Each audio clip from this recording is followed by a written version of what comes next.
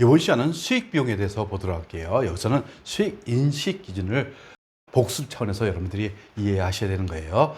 수익 인식 과정 보시면 원재료를 구입했어요. 구입한 다음에 생산을 통해서 생산이 완료되죠. 이때 생산했을 경우에 진행 기준에 따라서 수익을 인식할 수가 있어요. 그리고 완료 시점에 수익을 인식할 수도 있습니다. 그리고 보관 판촉을 통해서 판매를 하게 되죠. 그러면 판매 기준에 따라서 수익을 인식합니다. 일반적으로 제조기업이나 상품 매매 기업에 대해서는 판매 시점에 수익을 인식하는 게 원칙이에요. 그런 상태에서 채권을 보유하죠. 보유한 상태에서 대금을 회수했을 경우 회수 기준에 따라서 수익을 인식할 수 있어요. 그런데 우리가 전선세무 2급에서는 이 판매 기준에 따라서 수익을 인식합니다. 그리고 진행 기준에 따라서 수익을 인식하는 것도 여러분들이 이해를 하시면 되겠어요. 그러면 수익의 인식 시점은 판매 시점이라고 그랬죠. 그러면 이것에 대해서 네 가지 조건이 모두 충족됐을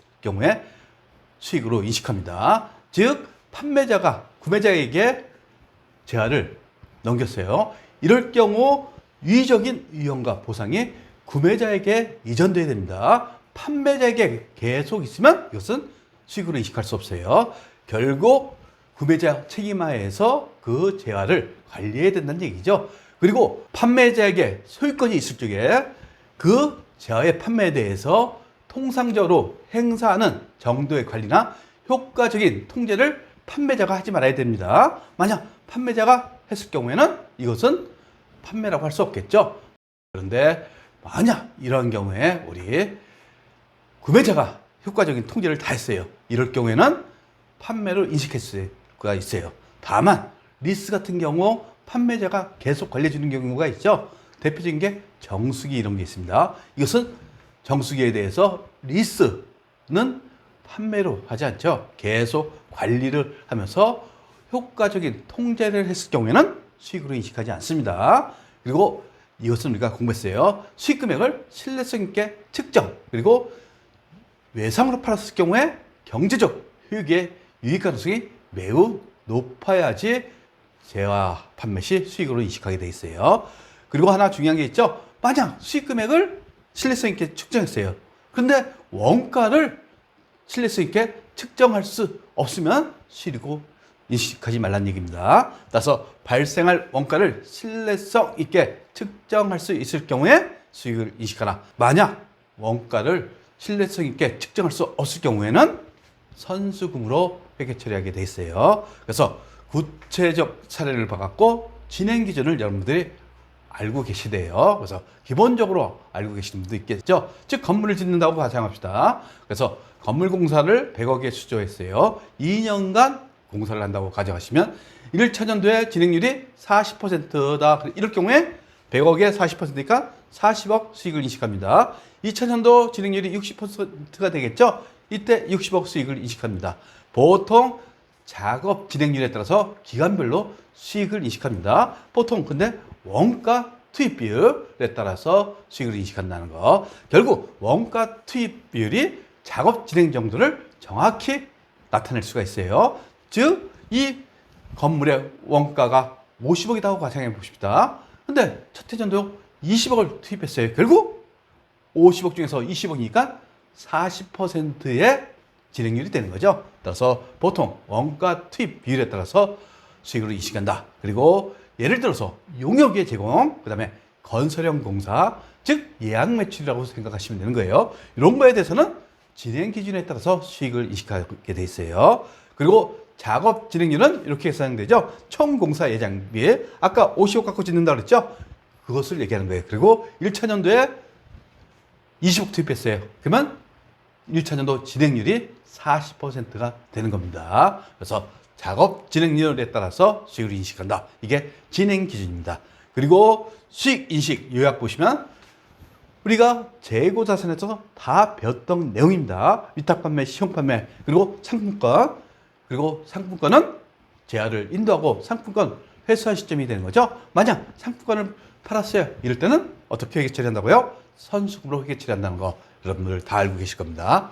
그리고 정기 간행물, 즉 월간지를 1년치를 구입했어요. 1년치를 구독했어요. 이럴 경우에 구독 기간에 걸쳐 적립법으로 수익을 인식한다. 그리고 반품 조건부 판매에 반품 가능성을 신뢰성 있게 추정 시 수익이 인식 가능합니다. 그렇죠?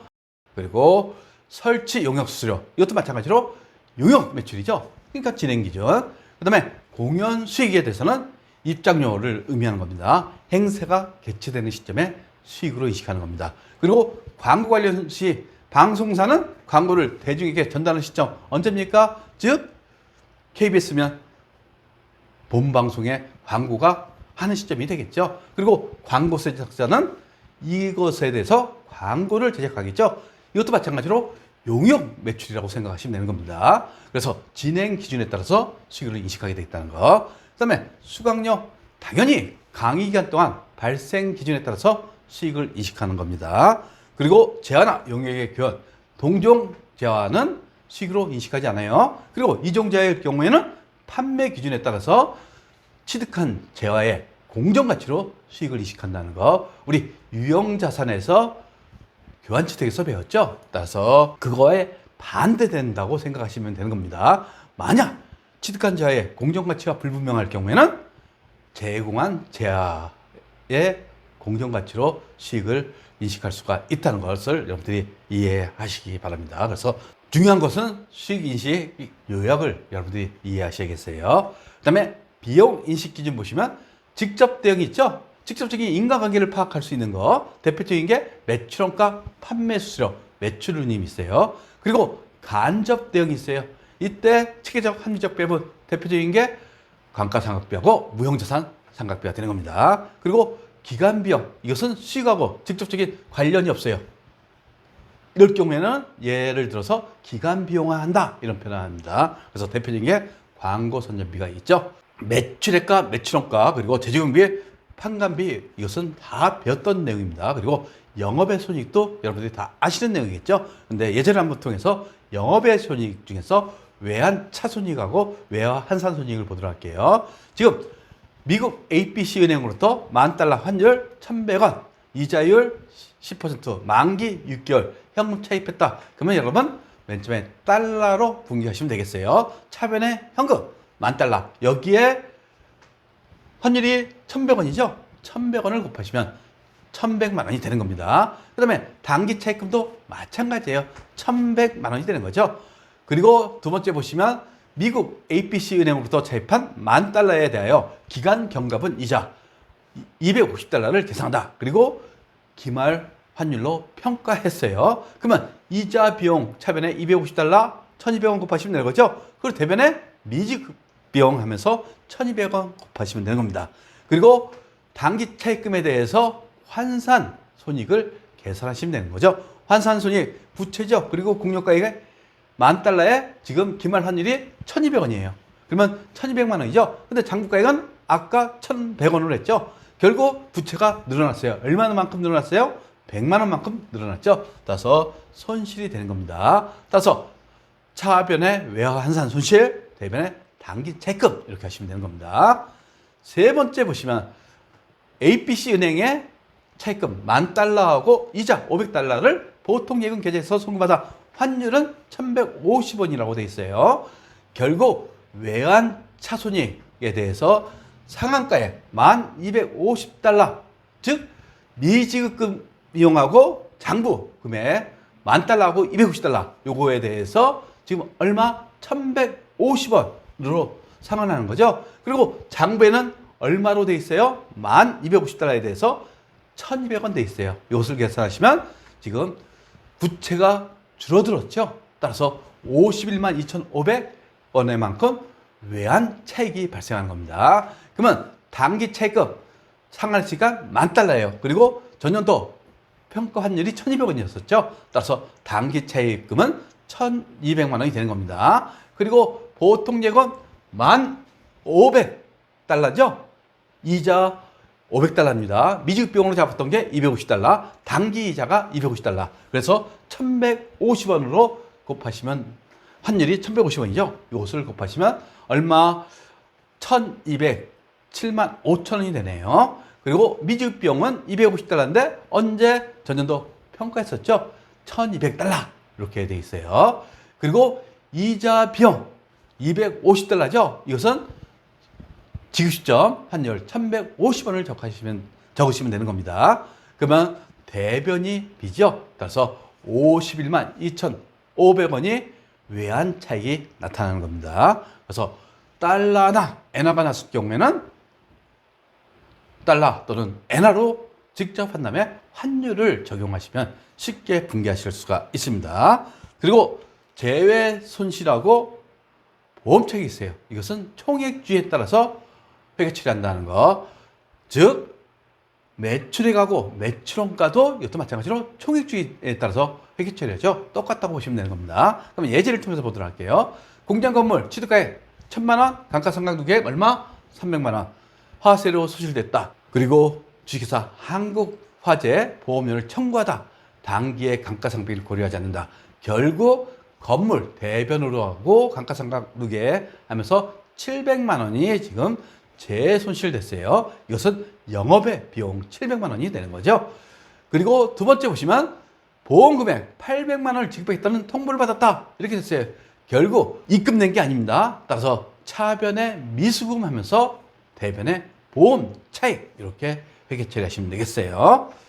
그리고 영업의 비용 중에서 영업의 손익 중에서 정기 오류, 수정 이익하고 수정 손실이 있어요. 이것은 중대하지 않은 오류에 대해서 회계 처리할 때 이 계정 과목을 사용합니다. 근데 중대한 오류는 이익잉여금에 반영해요. 나중에 회계 변경하고 오류 수정에서 공부할 내용입니다. 그리고 계정 과목은 동일합니다.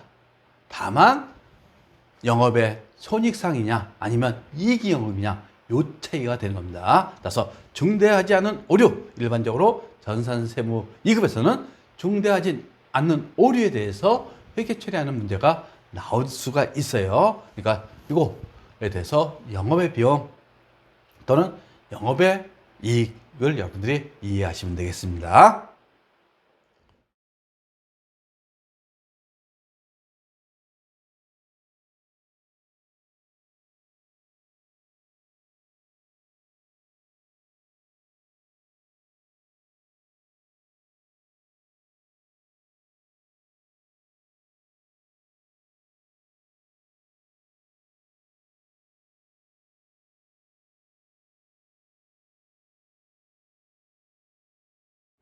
구독과 좋아요는 우리에게 큰 힘이 됩니다.